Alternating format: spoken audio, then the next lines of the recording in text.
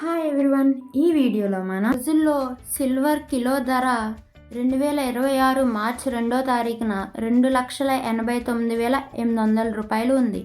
మార్చి 4వ తారీఖున 2,71,300 రూపాయలకు చేరింది. మార్చి 5వ తారీఖున 2,64,200 రూపాయలకు చేరింది.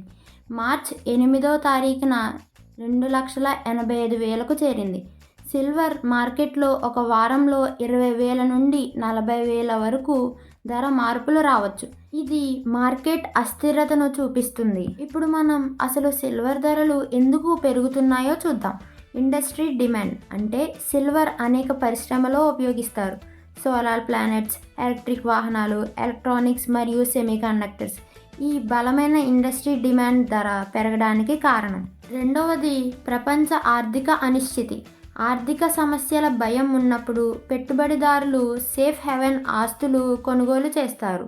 మూడవది కరెన్సీ మార్పిడి రేట్లు. అంటే భారత రూపాయి విలువ యుఎస్ డాలర్తో తగ్గితే భారతదేశంలో సిల్వర్ ధర పెరుగుతుంది. నాలుగవది సప్లై అండ్ డిమాండ్ గ్యాప్. అంటే ప్రపంచ సిల్వర్ మార్కెట్లో కొన్నిసార్లు సరఫరా కొరత ఉండడం వల్ల కూడా ధరలు పెరుగుతాయి. For watching my video.